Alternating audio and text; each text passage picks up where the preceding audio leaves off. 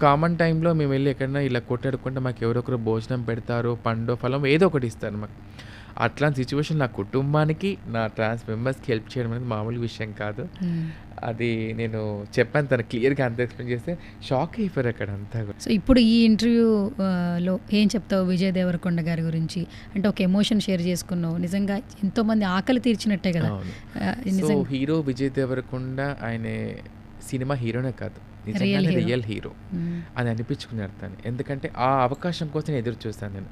అరే ఈయన గురించి నేను ఏదో వీడియో తీసి థ్యాంక్స్ చెప్పడం కాదు, ఒక ప్లాట్ఫామ్ కావాలి నాకు. నాకు ఆ ప్లాట్ఫామ్ వేదిక దొరకాలి అని చెప్పి నా దేవుడిని కోరుకున్నాను.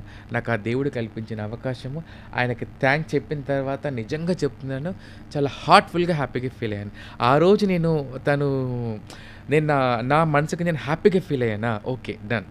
తనకు నేను థ్యాంక్స్ చెప్పుకున్న అతను స్టేజ్ మీదకొచ్చి నాకు సెకండ్ ఇచ్చి, "స్నేహ నువ్వేం ఫీల్ అవ్వద్దమ్మా, నేను ఎప్పటికి నీకు సపోర్ట్‌గా ఉంటాను. ఈ ఒక్క విషయంలోనే కాదు, తప్పకుండా నీకు నేను సపోర్ట్‌గా ఉంటానమ్మా" అని చెప్పేసి అనేసి భరోసా కల్పించారు. And okay. Thank you so much Vijay sir. మీ యొక్క సపోర్ట్ ఎప్పటికీ ఇలాగే ఉండాలి అండ్ మీరు ఇంకా అంచెలంచెలుగా ఎదగాలి. ఇలాగే రియల్ హీరోగా ఉంటూ అందరికీ కూడా సపోర్ట్ చేస్తూనే ఉండాలని చెప్పేసి అని ఇంకా చాలామందికి సర్జరీస్ అన్నీ ఏదేదో చేశారంట.